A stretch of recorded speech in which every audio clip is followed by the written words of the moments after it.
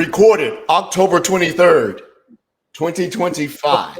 Good afternoon, Rodney. Good afternoon, Franklin. How you doing? You know, I was kind of wondering that myself. Franklin is something. He's here. I can't see him, but Franklin. I am on.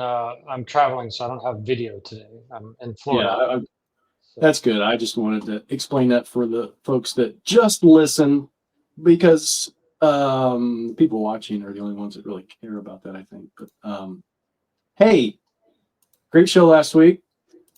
I wasn't here for our first show back, but it was a great show. It was awesome. You guys did a great job.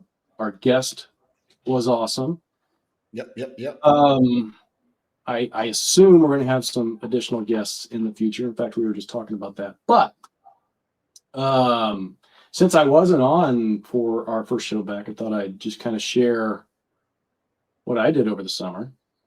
And I can do that in like 10 seconds or less.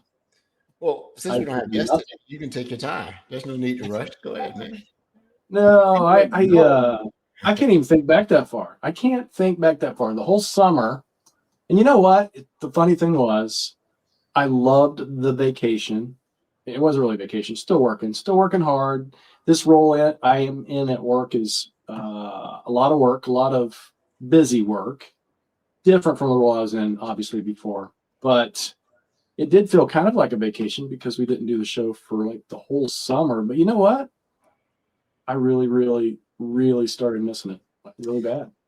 Yeah, I did too. I missed it to the point where it's the first week or two that we were off. I was rushing upstairs thinking I was late for the show, not remembering that we took the summer off and I'm jumping on.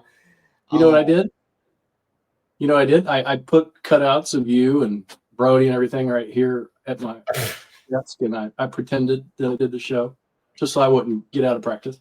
I tell you what I did. I listened to a lot of the other shows that we listen to that we admire, like some of the other podcasts, and listened to them and supported their shows. And then the first month or so to sort of help me, my Jones and my fix, I would go onto the blog, I would write a few things, throw a couple of episodes in there. But then again, my wife said, "Hey, I thought the show was off. If the show is off, the show is off." Yeah. Rod needs some time off. Brody needs some time off. You need some time off. Frank's coming back. Go back and you will miss the show. And she's right. And we made some changes. We're back. We're on Thursdays. It gives us more time to understand the cybersecurity landscape as it happens through the week. Because on a Monday, what really happened over the weekend, right? And then it's kind of like, it reminds me of, if you remember way back in the day, I'm sure we have some younger listeners, but they may not remember. Remember when they moved Seinfeld to Thursdays? It turned into must-watch TV Thursday, and it skyrocketed. So I'm expecting that to happen to our show as well. Yeah, and Thursday's just a better day. Coming back Monday, it's always a fire drill or emergency or something like that. And it also gives us the ability, to work and then come back, because I had some questions for Frank, and definitely you and I talked about some Sentinel stuff, but that was a different thing, right? So Frank is on the road traveling, doing all his stuff. The world of cybersecurity out there is all over the place.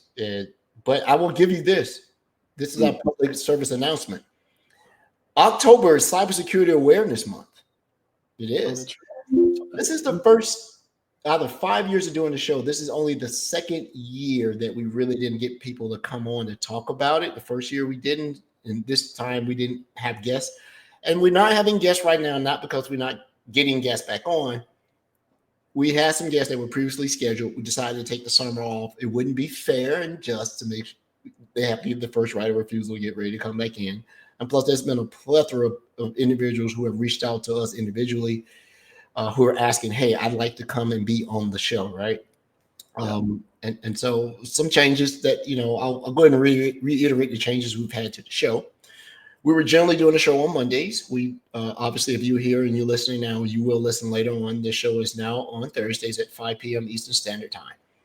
The second thing is we were doing a show once a week. We wanted to reduce the frequency of the show so that we have more time to bring in more collateral, give more leeway and planning time for our guests who may not be as flexible, being able to do something in a week, or if we needed to reschedule or repivot because there was a prevailing cybersecurity topic that needed to be talked about. So as such, we're going to be doing the show twice a month. So every other Thursday. Now, this first cycle is a little bit off. We did one last week. We did this week. Now we'll take 2 weeks off, and then we'll get into the 2-week cycle. And that allows us to be able to take in information, topics. We're going to try to revitalize our Discord channel. So if you're sending something in, Noodle, if you're out there, man, jump back on. We got to get Nathan Swift back involved because he wants to help moderate our Discord channel and just some changes. The top level theme months will remain. We will do Women in Cyber next year. We will attempt to have our Christmas episodes where we get guests to come back on, previous guests to come back on and do their best ugly sweater impersonations. And we will have Tech Heavy Month, which is one of our more successful theme months where it's all demos, super heavy. Those months may deviate a little bit where we go back to a show a week during those theme months. But for the majority of the year, we're going to go twice a month. If there's a certain months that have more than 5 Thursdays in it or something like that, we'll figure it out. I'm looking at my calendar behind my head. We'll see. So those are the show announcements, what we're doing. And then in reality, we just started going back to the way we were, other than the frequency of it. And I'm happy to be back. Yeah. Frankly, it's in your travels. Are you able to chime in a little bit, or is it too much noise on your private jet? I'm just recovering from a game of golf today where 3 80-year-olds embarrassed me for the entire time. So, oh, that's right. You golfing Did with Dad? You should have got pictures. Oh yeah. You tell Dad I say hello. You know I'm his favorite. I know. No, I'm excited to be back. I know a lot of people don't know me because I've been off the show for quite some time. But I'm excited to be back because I think there's so much going on and so much to learn, and so much that I want to get out there. So I'm excited to be back and get going and putting out content. One of the biggest things that we entered the show, the new shiny was getting extremely shiny, and I'll be the first one to say I thought that the shiny would have dulled by now, but it hasn't. Artificial intelligence. For whatever you feel about what it is. And we're not talking about a product, anybody's company product. We're talking about just the technology arena around AI. And one of the things I want to do is, if you're going to say it, don't be late. It's artificial intelligence. I'll beat it out at you. If you're going to keep saying AI, you're taking it easier. I'll say artificial intelligence, and then you'll get out of state of talking about artificial intelligence. And there seems to be more companies you can shake a stick at. If you have a stake to shake at companies about what they believe that it is. And we're not talking about the major players in this, because it seemed to be 5 major, and then you have probably 3 secondary and a gazillion tertiary. But when you talk about the big 5, you're talking about Micro, AW, GC, OpenAI, Meta. And then you look at secondaries, this is highly opinionated to me. You start looking at people like X, you start looking like not the consumer type of AI industries, but the people that affect it. Now, when you start talking about not a direct AI product, but the ability to support it, NVIDIA's in everybody's mouth right now. Yeah. But now you start to see some of these other chip makers say, hey, you can't beat them at that game. How about we innovate the way that we do it? But this show brings value because no matter how you approach artificial intelligence, you're going to have to secure it and you're going to have to govern it. And you and I had a very interesting conversation about the topic that I put on this card, Rod, that I need to write about. Here, hold it closer. Hold it closer so I see if I can remember. Oh, yeah. That keeps me up at night. That really scares me. So Frank can't see that picture, by the way. Yeah. So for those who are not watching live, I just held up a little sticky card or something that Rod and I was talking about. How do we talk about securing artificial intelligence from an agnostic perspective? No product. And one of the bigger risks that I thought, but Rod was like, hey, this is a bigger risk, and this is something that scares me to death. Non-human entities are these agentic offerings that are coming from everybody. you have to really not think of them as a tool set that is an inanimate object when it has the same ability to do what a biological do. So one of the things when I did a speaking engagement security here in Atlanta about a month ago, a little less, about agents being converted, agents being compromised, agents becoming double agents in your environment. And I know that the topic of the show that we're looking at is pumpkin patch phishers, and the ability for agents to do these sophisticated phishing attacks is alarming. I won't say scary, even though it's Halloween. I could say scary. It's alarming. And Rod, you have some insight. Well, Frank, are we off on what we deem is probably something that needs to be hyper considered as everybody rushes to become the next? You know, they jumped on a surfboard. They're getting on the second wave of artificial intelligence, and agentic technology seems to be the thing that people are using to do differentiating offerings. I see this as a huge security surface exposure. What are your thoughts on it, Franklin? I think that if you understand the architecture and everything involved with it, and you have your security teams involved with it, it's just another attack vector that you have to deal with. You know, a lot of people don't like to have me say that, but to me, after understanding everything, but I don't think people are going to look at securing identity, securing networks, securing data, and understanding how LLMs play into the whole architecture, and MCP. Even when you look at MCP, it still comes down to securing compute, securing identities, securing data, securing network, and then understanding the LLM as a new threat vector. Yeah. Well, I think, and just to kind of expound on that, I think Frank mentioned something I think it's key, and that is the MCP server, which adds context between embedding somewhat for the prompts and the results. But before we go on, MCP, enlighten me. Definitely not MVP. Definitely not MVP. Yeah. Well, not yet, right?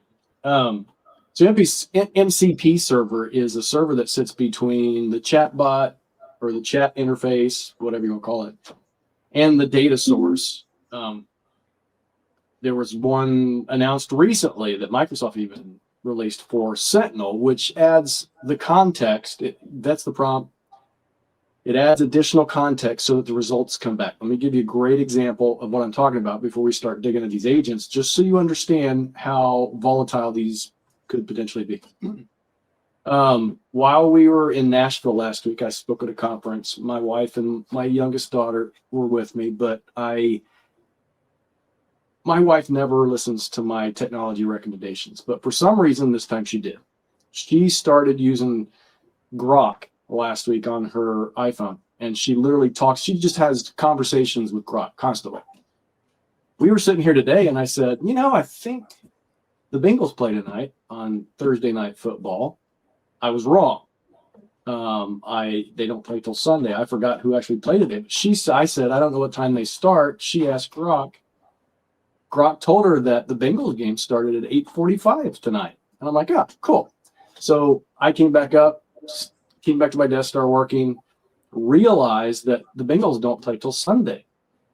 Grok, because of what it is, because generative AI is essentially just a genie, right? It wants to grant you all three wishes. Mm-hmm.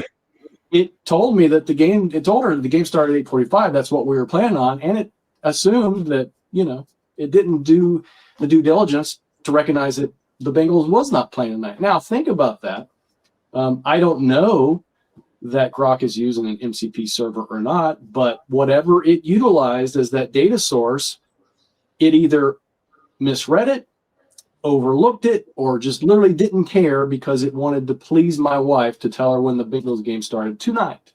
Now, it's just trying to put you out of your misery in watching the Bengals. Yeah, it's trying to help me. I get it. But think about that from an agent perspective, right? If you can't trust the responses of generative AI, and a lot of times they have to be vetted by a human. If you can't trust those responses, then how can you trust that an agent is going to act in your behalf appropriately if the responses that come back are not always accurate? What you make an interesting thing that Frank has been trying to beat into my head for the last 3 months. More than that, actually, he's given me some great research stuff. I've read some of it, listened to some of it. I need to go back and take it much more seriously with more diligent effort. You have to understand the underlying architecture beyond the consumption model of the chat face interface, right? We're used to interfacing with it from a consumer perspective, but if we're going to be actual advisors to this technology on how to consider the security ramifications, because one thing I want to get away from is trying to say I can secure your artificial intelligence endeavors, and that you don't know that. You can make effort, but you don't know if you can secure it or not, because I wrote a little tagline. I'm gonna put it on my little blog, and I'll put it on our page here. Agents want to mingle. They want to mingle. They want to get along. Agents want to have happy hour because they want to talk to an entity that looks, acts, sounds, and does the things that they do. And so you're seeing all these companies talking about agent interoperability, regardless of what platform you're on. You're acting as an arbitrator, or you acting as the person that flips the agent. Like, think of Spycraft, which is on the card. So look forward to the blog and the paper that Rod, Frank, and I are going to write about Agent Spycraft, because it's a Spycraft that's coming up. That how can I flip you or convert? What's the term when you turn an agent? Like you grab a physical agent from an intelligent agent. Do you convert them, flip them? I don't know what you call them. Frank, you know. All right, so let's do this for everyone listening. Yeah. Define what an agent is. Okay. I will give you my definition straight without using artificial intelligence. I'm not finna run through this. Here's Edward Walton, meet your understanding and definition of what an agent is. In the realm of artificial intelligence, an agent is a technology solution that amplifies automation and duty and task synchronization based on a subset of programmable capabilities and an underlying data set, aka X language model, small language model, large language model, medium language model, hyper language model. It has a series of permissions that it can execute tasks based on this realm of understanding and realm of authority to go do. It is hyper automation done by a deliberate programming entity in the back. So let me ask you this. Your definition is basically the agent. The agent is compute that accepts a prompt, queries an LLM, and then based upon the response from the LLM, performs tasks, which could be based upon an MCP server. The MCP server is a source of consideration so that when you are looking at it, it is trying to find the most relevant language model or index of information to give you the most appropriate answer based on your prompt and or request. But here's the rub, right? I don't care if you have an MCP server. I don't care what your data source is, because, obviously there's continuous improvement, continuous development of those LLMs. However, you can ask the same question, a prompt that you have vetted 100 times for a response. You could ask it one time and you're going to get a different response. So there's probabilistic systems versus, I guess they call it deterministic systems. So some people are using LLMs the wrong way, and the systems that are in place are going to be just fine. Okay, so give me an example, right? I set up an MCP server so basically I said, okay, well, the server, but the client, the agent, okay. I said, give me Frank's magic number divided by 20 or whatever, right? And the fact is that the LLM is not going to know what Frank's magic number is. It has to hit the MCP server to get the magic number, right?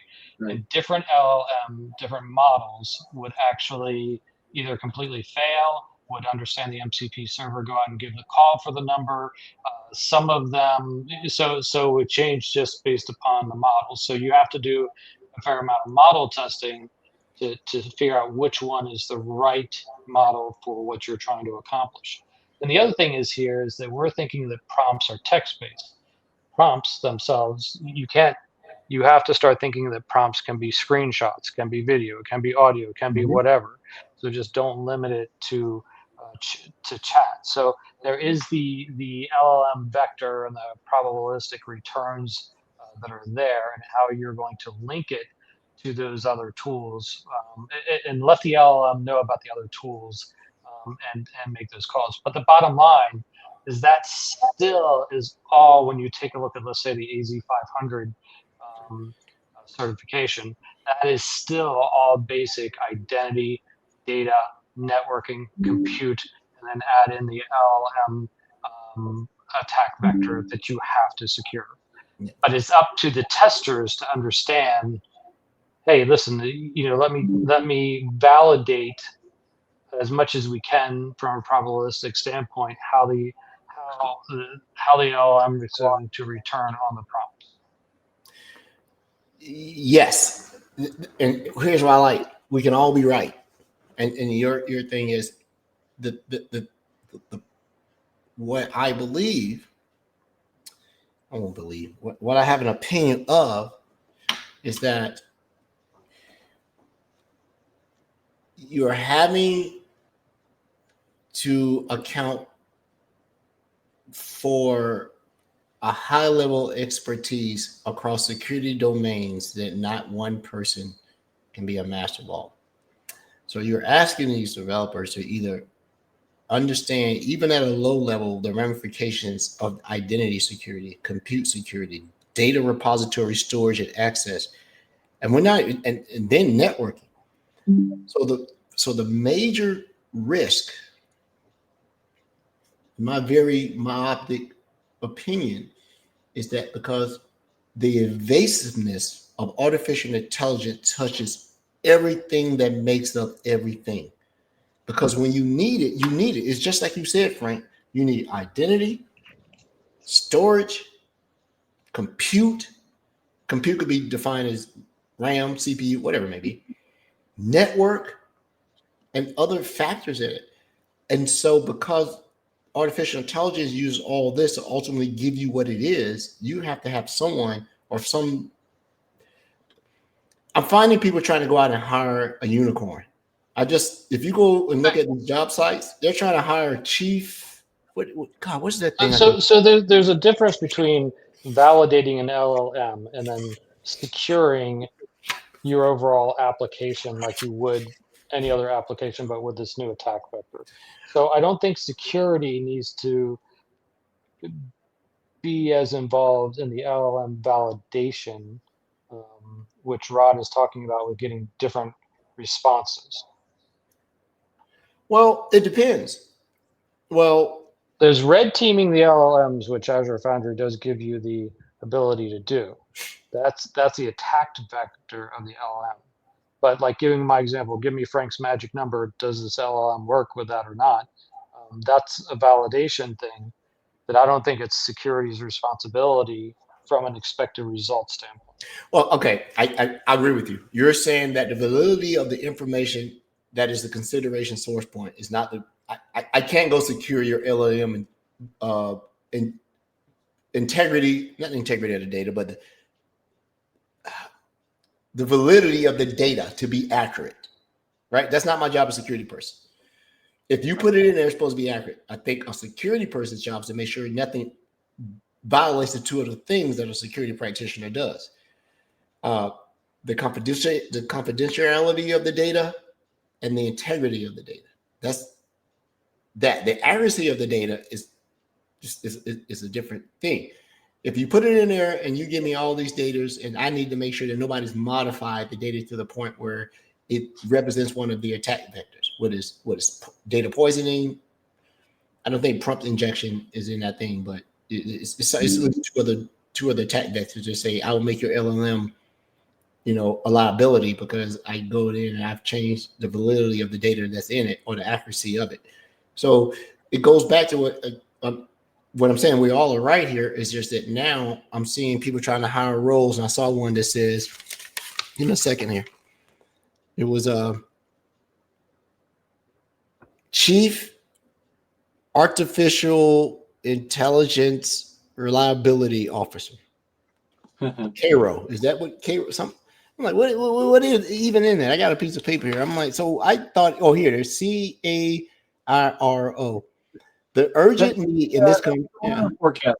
That job you can never do. It says this is a feature focus from a magazine, ISSA security, magazine. The urgent need for a chief artificial intelligence risk officer, CAIRO. So I said it right. And so when you look at this, you're inserting yet another, and we don't know if this is a C-suite level position, because some people argue you to this day that the CISO, Chief Information Security Officer, is not a C-suite level. Yeah. Oftentimes it reports to the CIO, the CTO, the CFO. Very rarely have I seen the CISO sit at the table with the bean counters, the decision making, and everything else. And we've argued this on the show every year that we've had it. Right. If I'm a CISO and I got to report to the CIO, I don't want the job. Right. I want to report to the CEO. And I definitely don't want to be a chief information security officer just reporting to the CFO. That's a recipe for disaster. To do that. That job required 25 years of experience. Yeah. You need to have 19 years of artificial intelligence experience. Right. I do. You've got machine learning and well, I mean, it's been around for a while, just not as much the LLM side. Yeah. And when you talk about AI, artificial intelligence, there's still a lot of people when they say that they're really talking about the LLM side, but ML and stuff. Yeah. Well, getting back to the title of the show, where we're talking about pumpkin patch phishers. One thing that I saw that was disturbing in one of the blogs, might have been CyberWire, might have been something else, is that the alarming way that people are using artificial intelligence to create phishing campaigns. It is, if you're not using AI to defend yourself, hence if you were watching the show live and you watch it later on, my tagline says, if you ain't cheating, you ain't trying. Because that's what we keep saying hackers and APTs and stuff. To them, they're not the bad guys, right? But when you look at it, you have to use artificial intelligence if you do nothing else to detect what artificial intelligence is. And it's getting better. It is actually getting better when you can use multiple AI models from a consumer base to create sophisticated attack campaigns based on whatever threat perspective you want to be. And Frank, you being our subject matter expert on technical skilling around security, both from writing exams, helping contribute to exam content and everything, I'm finding it that these skilling mechanisms are falling way behind. You're seeing more people trying to sell product rather than knowledge on how to do it. Buy this thing, it will secure your environment. Install this product, it will secure your environment. Put this control in place, it will secure your environment. But I very rarely see someone talk about, you need to go to this course. And I don't mean a webinar to buy your widget to install it in my environment so that it supposedly is going to protect me. If you don't have a fundamental understanding, that's what you told me, Frank, 3 months ago. Edward, you do not have a fundamental understanding of how artificial intelligence works. You need to go get the fundamentals. And then I went through it. I started reading it. I'm like, oh crap. I am out of my water to understanding what is going on here. And so when you see people sell you these products, correct me if I'm wrong, even our listeners, they're telling you how to secure their product. Very rarely is it agnostic. So when you buy a solution from a place and they're selling you the condition and they're selling you the cure. Yeah, we know that they're inherent AI. I say AI, I pinch myself. They're inherent artificial intelligence liabilities. But if you buy our cure, you're fine. One of the things I'm seeing about there in the training world is a lot of people are now like, hey, securing your environment with AI or this with AI. You'll see the words with AI on the end of the courses now that they already had to begin with. And they're just throwing in with AI on the end of it, which is driving me crazy because they're not really, they're thinking that people are going to take the courses now because it says with AI and there's really no value there for it. Right. So, talking to the individuals out here on the podcast, you have to understand a lot of stuff out there is what I say meat, different gravy. Right. So if you go out there and you spend time, and Microsoft has published a lot of information, um, Azure Foundry, MCP servers, all that fun stuff. Microsoft has done a really good job at publishing information. So it is up to you as the security professional to go out there and work with inside all of these environments and learn what they are, and then learn about how to secure them. And then once you realize, hey, it's just compute, it's just data, it's just networking, it's just identity. How am I gonna when my boss comes to me and says, hey, secure this application, I'm gonna already know how. I understand all of the puzzle pieces involved, what the threat vectors are, and how to secure them. And don't worry about all these courses out there that now have with AI on the end of it. Go out there, learn the bare bones using Azure Foundry to do that, and you will be ahead of everyone else at implementing this. But still, it always comes back down to the basics that you'll learn in AZ 500. And when you're talking about the AZ500, that is a Microsoft security exam based on cloud security.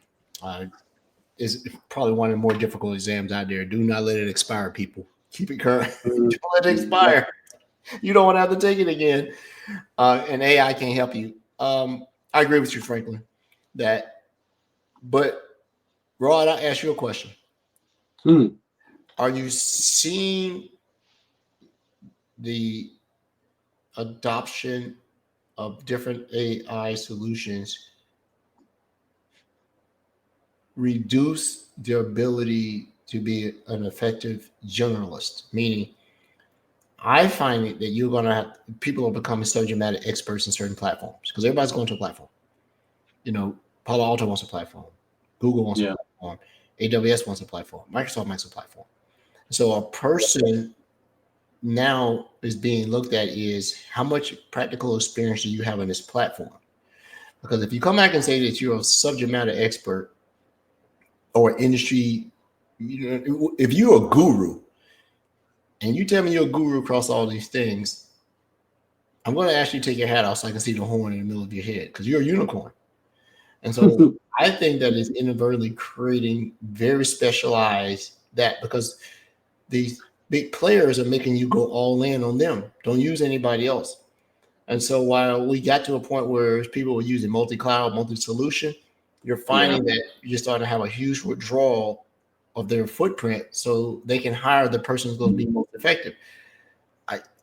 I look at trends that are not directly related to the technology. And right now, the trends that I'm watching right now, outside of finance and investing on a big scale, I'm looking at what the training and what the skilling and what the hiring is looking like. Yeah, that's interesting that you kind of have that take, because yes, I believe you're right, and I think this is where you're going with that.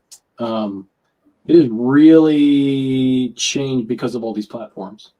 You don't have a true security person or true security role anymore. It's a platform person, and that really limits the market, but it also limits your, as an employed person, limits your capability and your advancement, not just in the industry, but if you decided, if something happened to your job at your existing role, you would literally have to go find another job just for that platform instead of, because if you look at the roles that are generally open for organizations, you go to LinkedIn or some of the other ones, and you look for new jobs, it's going to say, hey, you need to have this type of security skill set with this number of years, and this is what we're looking for. They don't say, hey, you need to have security in AWS. They just say security, right? Yeah, and when you go to some of the places that train, like I know that Franklin is a huge fan. Well, I won't say huge fan, but he's a fan of of testing your overall cybersecurity prowess by taking the SANS GI certifications. I'm watching them now, and I'm not finding them as relevant as they used to be. Certain of them are always going to transcend and be relevant because they address a particular problem. The endpoint is always going to be a problem. So we're looking at the forensic 508, the bane of my existence. It's always going to be relevant for doing investigations. But when you start looking at cloud security, start looking at these things, nobody's updated to the point where they have a relevant course or information on how to secure it when artificial intelligence has been introduced into your operational consideration, right? Because what is done, I see by talking to peers in the field, it makes the practitioners more at risk by the decision thought makers. You chose that platform. Now I got to go back and cash the check that you wrote out of my butt being able to do these things. And don't be a multi-global organization. And then don't be an organization that develops their own artificial intelligence offering. Like banks have had artificial intelligence in some form or fashion forever. They've already had their models. That's how they keep coming out with different credit card offerings and all this other stuff, right? And so I'm really hyper focused on the job market from a security standpoint and how to secure artificial intelligence initiatives and the senior leadership requirements. You know, nobody's going to admit it, and I don't have a scientific percentage. I'm just going to pull something out of my butt. Half of the chief information security officers and chief information security officers and whomever else is going to have some type of overall responsibility for the security deployment of artificial intelligence are woefully unprepared. They have no clue what they're doing. They don't know what they're doing. And it's not their fault because the bean counters, they told this, and we coined the phrase on this show, COFOMO, corporate fear of missing out. You cannot be the company that does not use AI in some form or fashion, even if it's real or not. And so now the CIO is tasking the security people, we got to use this. You guys better make sure it's secure. But you don't know what secure is until it happens. So artificial intelligence security, I don't want to use the word breach, but I'm going to disagree with you here. The CISOs, security architects, they have all the tools they need. They just have not been simplified in breaking out the areas to secure in there. They just don't realize that yet. I think the biggest issue is the ROI in implementing the systems. This is just another application. You know, when you go and you put an application in place, because I've been an app developer for 40 years too, you know, 1/3 of the room wants you to fail, 1/3 of the room wants you to be successful, the other third of the room wants you to go, you know, just want to go to lunch, right? And so, you know, there is a lot about application implementation and success management and expectations that I think are probably unrealistic right now about understanding what this is going to provide. So I see the bigger issue under application expectation management dealing with. So give you an example. When CRM was the big hit out there, right? Every single executive said, okay, sales people, so we're going to implement a CRM system. You have no choice. Right? So someone would like me would come in, do the implementation, and it would fail. So why would it fail? Right? It's because the sales manager or the VP of sales didn't want the system, right? So it was not the technology that was the problem. It was the user adoption, the acceptance, and the people process of doing this, right? So back when I was doing CRM, if I'd walk in and I could tell that the sales manager did not want this application, I would not do the project. I was burnt too many times by sales managers working against me on doing an implementation. Okay. So you have to look at the dynamics of putting an application in place. I don't think that organizations should be scared from the security standpoint because this is a lot of the basics that they have to deal with. Yes, there is LLM validation that needs to be done, but that's once again on the app team, not the security team. Yes, there are guardrails and other things like that. I understand that. But application expectations, you know, people management, that's really huge. But security, the security side, so the expectations, security CISOs, they should realize, hey, we can handle this. Let's just go to the foundations of this. And then, even when you look at the security products or tools that are coming in today, you have to set the right expectations for them, and you'll be fine for what they're providing. I have to disagree with you. But we can both be right and we can both be wrong for sure. I will not stand back.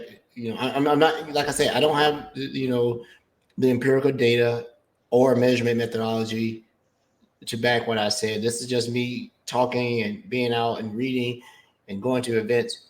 Whereas you see a lot of people that are responsible for security who said, I wish I had a better or more say in the delivery and adopting artificial intelligence. And I was talking to a guy, we were talking football, and it goes to work. And I saw something and I said, you know what this looks like? To a security person, you're on defense most of the time, right? It looks like you playing a game of football and the offense has 14 people on the field and you got 11 because they keep adding more people to the field than you can defend. And that's what he took that. He said, I'm going to take that to the meaning. You told me to play defense, but the offense keeps adding more people to the field. And now could you stop 14 people with 11-person defense? Not for long, because the offense adapts. And you can adapt all you want, but you're just going to be outgunned and outmanned. And when you're deploying these things, But how is that different than before we had LLMs? I mean, CISOs felt that way anyways, right? And that's why you end up with a risk management side of deciding how you're going to play those people, and what you're probably going to end up possibly letting through from the risk management side. I think you're looking at it from a perspective of it's going to happen anyway, so deal with it. But look at the pushback of the cloud. Look how long it took for the adoption of the cloud, and then when it was no longer you get a choice in it. This is where we're going to the cloud. People inherently thought the cloud was more secure than being on premise, and in many ways it was. But what you don't hear about is the plethora of breaches that were cloud related. And you when you look at it, all breaches, not all breaches, but a majority of them is because of, identity type stuff. People don't break firewalls anymore. And yeah, you can break the operating system because you found a 0-day or something, but it's more along people doing stuff they shouldn't have or didn't know they should not have done. But when you look at it, you are hyper accelerated in application. I will stop talking about artificial intelligence as though it is some net new technology that's never existed before. It's just hyper densified application performance, whatever it may be. But now this thing is faster and stronger and has more corporate buy-in than a lot of things. Because one thing you could say, and maybe I'm wrong with this, we've been doing this a long time, there was almost a unilateral pushback against adoption of the cloud. Everybody was sort of, from the CEO, CIO, everybody like, because they were old school. You're not putting my stuff in the cloud. I don't even know what a cloud is. But now you see, So there's a lot of pushback because there's two sides of this, right? Pushback from people protecting their jobs, and then the other side of it is people doing resume building, right? Yeah, that's a fact. So those are the two sides, right? Hey, I don't want the cloud because I could take my job to, hey, let's implement the cloud because that's going to help build my resume. So in the world of development, we used to call that resume driven development, versus anything else, because you're out there for your resume. So, I mean, I don't know where to go with this, but there's the two. There's a lot of people that want to do AI to build their resume. Well, hell, I'm one of them because I understand that I want to stay in this industry for as long as I can because one, I like what I do. I like the uncertainty of what's coming next. I like helping people, right? And you look at it, and I'm sympathetic to the people that do what all three of us do. You've not looked at a security person who gets up in the morning like, "Ooh, Lord, my day was so easy." oh my God, I'm stealing money. I'm just not doing anything today. That's. I mean, I look at any chief information security officer as a tennis player. You're just trying to hold serve. You know, if you play tennis, all you trying to do is hold serve. Or you used to tell me, Frank, you're trying to make the adversary punt the ball, punt, and be able to do it. And So maybe my thing is this: is people that are security right now should go to the app developers that are doing LLM applications and say, tell me the identity that's being used from every single agent and every single tool, and map that out for me, and prove to me that that's the identity that's being used. and how's that happened? Best. How's that worked out in the past when you went to an application developer and told them to do this stuff? How well is secure the development lifecycle even work? Even this day and time, we've been talking about this. Frank, you and I know each other 6 years, 7 years now, and we talked about app development. How's that worked out? That when you go try to get developers to do something, when they tell you, here's the timeline, here's the No, sprint. no, it's worked out because you're like, okay, tell me about the managed identities that you're using, and they're like, oh no, we just have hard coded this in, or no, why aren't you using a managed identity? So why aren't you using Key Vault, right? So those sort of things. So starting with identity first, is definitely a key place to be and understand. Are you impersonating somebody through the process, and what's going on with that?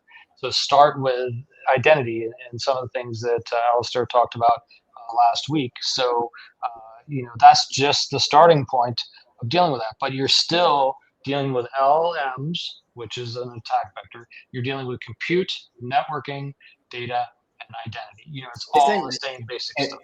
and we haven't really got that down to a point where it's an industry, and I would assume that we're mistakenly, Rod is doing it, I'm doing it, but we're talking in the context of enterprise. We're not even talking about major businesses or small to medium-sized businesses who are sort of being semi-forced to say you got to adopt it too, whether you can afford it or not, whether you have the skills to secure it or not, whether you can actually effectively deliver it or not. So I want to make sure that we're talking and we understand that we're talking in a very biased way because we work in enterprise accounts. We work in big companies of a sort.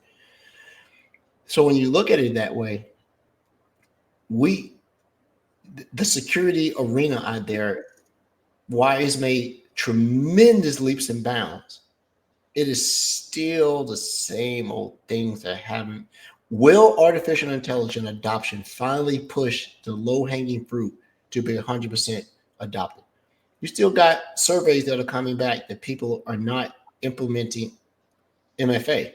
And so when you're talking about getting out of putting secrets, username and or passwords embedded into the code for convenience to using key vaults and other secret management, here's what is happening. You're just shifting the risk to another aspect of the operational parameter, meaning now you have overprivileged managed identities. Starting to see it. People are attacking their managed identities. And they're attacking it, say that if I can do this particular thing, this identity is so overmanaged. It's like me getting keys to the kingdom. Now, those attack vectors are not easy, but they're not implausible. They're very plausible. No. I mean, it's definitely there's a get a remote shell on the VM. Use the managed identity for the VM to go and go from the you know from the VM to the management plane. So there's definitely those are well known Mhm. vectors that are out there And that I don't you know have if to watch for. I don't know if you're seeing this. It seems to be we all cover different cybersecurity channels. We follow different people. There seems to be an increased attack on containers, attacking Because Kubernetes. containers is just another. It's Yeah, just more compute, and then you're just going for the management layer after yeah. that. So it's the same thing over and over again. One of the things that one of the courses I say AZ500 or whatever, but also SC100 from the architect standpoint, because hopefully that's going to change and include more of this overview. But I think you have to explain to employers, even when you're talking about the cross-platform stuff. Me as a cybersecurity architect, I understand all of these details and how all of these things are supposed to fit together. Am I pressing the buttons on the screens every single day? No. That's what the AZ500, the SC200, that level of certification out there, and those people. So those people are there and they're required within inside the organization, just like the architect, and just know the roles and don't expect the architect to remember every single little button on the screen, because that's what the other people are for. I mean, Yeah. security is a team sport. That's all And it I is. and I love what you just said. Instead of me doom casting, I'm going to do some uplifting casting. I'm finding now that security teams are becoming tighter now. They're becoming like the old school where this was your team. This you guys, whomever is on your team, you gotta be tight now, and because the whole team's at risk, right? They're gonna look at the entire team, and the people that get paid the big bucks take on more risk, I guess. I don't know, but I let me look at it from a standpoint that you made a reference to for career longevity.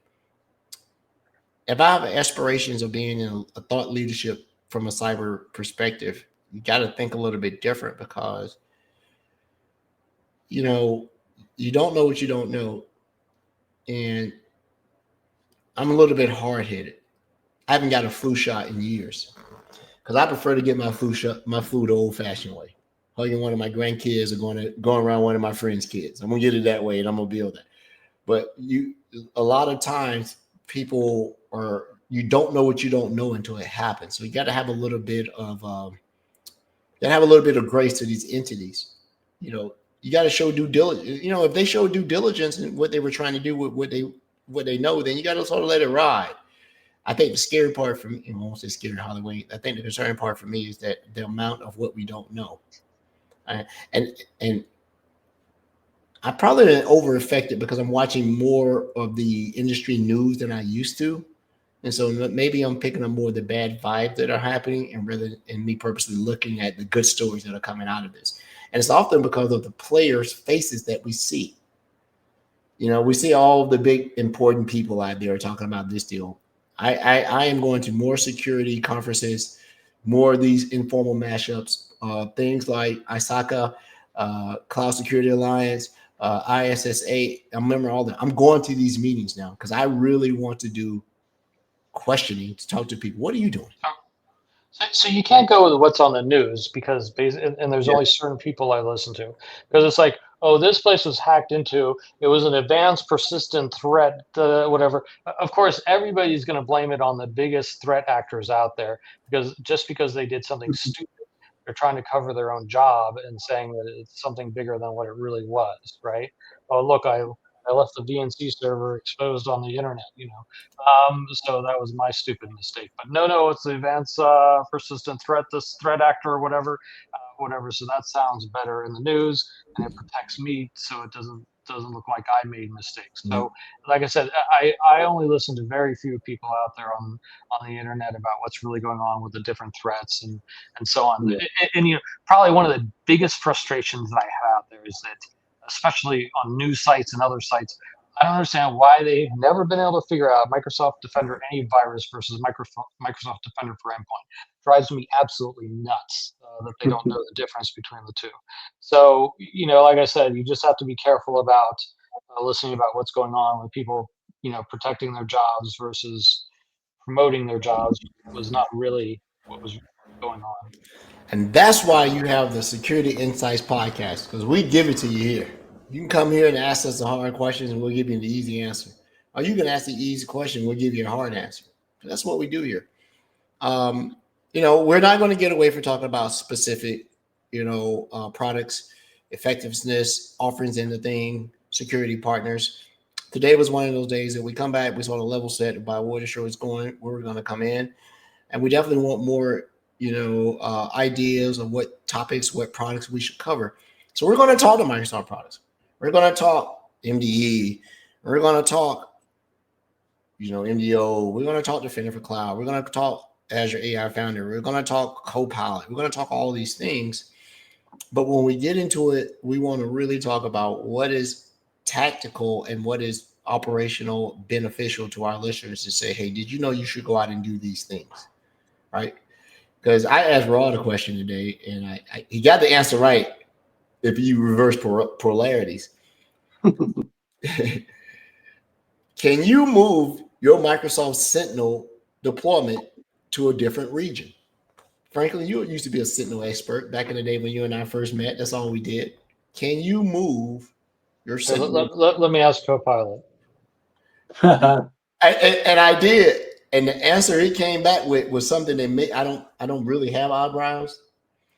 It made what my skin above my eyes go up, and it said, "Moving Sentinel to another region is not a trivial endeavor. Are you sure?"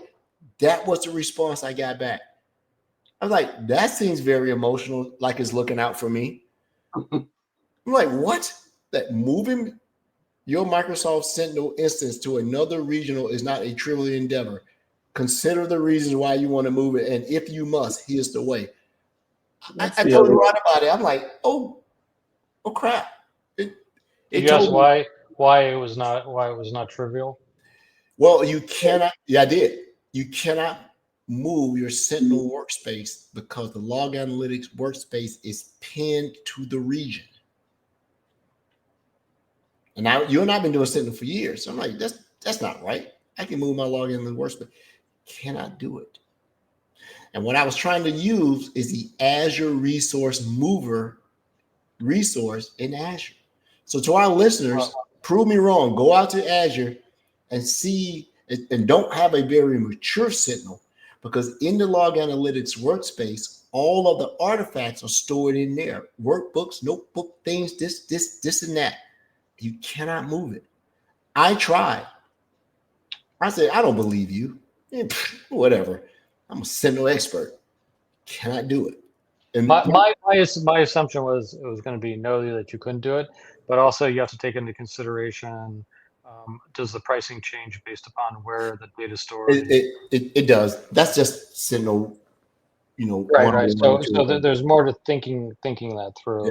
Yeah. Now what it did do is write me a very nice migration framework on how to do it via PowerShell, ARM templates, JSON, Bicep, and did it.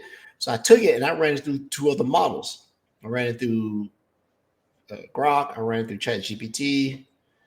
I might have ran it through Perplexity. And they all got within about 80, 90% of each other as far as to go. Obviously, Copilot is going to be closer. I don't know. Well, it's a Microsoft product, but it was just closer to that. And maybe it was close because it seemed like I was talking to a peer who had the same amount of experience that I had. I didn't believe it. It should have come back and said, you should have thought about this before you did the implementation. Then I would say, then I'd have looked over like somebody's punking me here. But I tried it though. I tried to use it and tried to move that workspace. You cannot do it. You cannot even do it in regions that are geographically close to each other because the logical and the fabrics application will allow you to do it. You cannot. I'm also thinking about the connectors and all that stuff that are dealing with that stuff. And that's embedded in the workspace. They said your best bet is to create another workspace and then transition your stuff out in these methods. And so the thing is this is I'm not thinking because I knew that. I'm thinking about how the product actually works. So that's what you need to do with Azure Foundry, understand what's going on. Bingo. Applications, and then you won't be you'll understand securing those applications. And that's what you told me months ago. Ed, go understand how the stuff works before you try to figure out how it works. And Rod told me the same thing. So I'm really getting into it. And we have I'm just upset you didn't go to our Discord and ask that question, so the experts out there could have answered. Oh, I put it on our Twitch channel. Nobody answered it. I'm getting Noodle to answer. Noodle, you better answer. Yeah, I talked to him recently. We got to get all the people. I think a lot of our listeners are listening to it after we finished, and they haven't realized we flipped over to Thursdays, even though we made the announcement. We'll get back to it. Like I said, we're gonna have a Seinfeld moment. We're gonna hit that inflation moment. We'll do it. Are we gonna be back before Ignite gets here, or no? We're gonna have a show before Ignite. Let me look at that. I do believe it. Do we? We do on the show on the 6th and the 20th. So Rod, are we going to a night? I don't know yet. I'm not going. I was on the list, but they don't need my services this year. So Yeah, I think I got to go to New York. I think I got to present something up in New York. So I may miss a night. I may have to go. I'm presenting a Defender for Cloud and something else in New York. So I got to go do that. So we'll see. But hey, I'm liking the second show. I'm liking on us getting our feedback up under us to our listeners and our supporters and our future patrons, everything. We're going to be back. You're going to like the way that we evolve the show. We stay current. We do these things. We're not going to leave our roots. You know, the shirt may look a little bit different, but this is what we do. You know, we're all right. We are going to dedicate a show to Sentinel. We need to find somebody because Sentinel is evolving. Big time. It is the Sentinel data lake, small d, small l. It is the Sentinel graph, which is very eye-opening. And the power behind all of that is the Sentinel MCP server.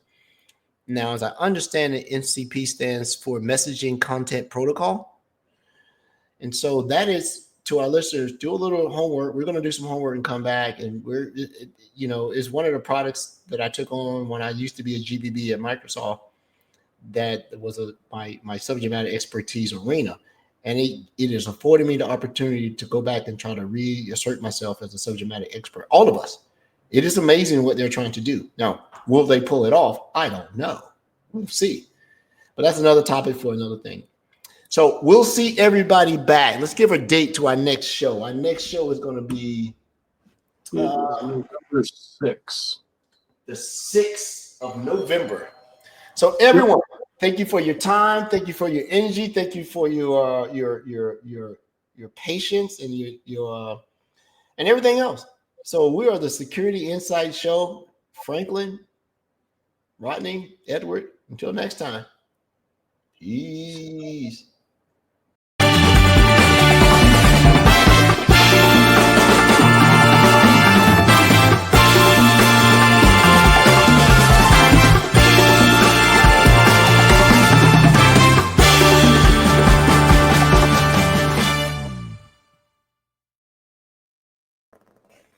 Hey guys, I gotta drop.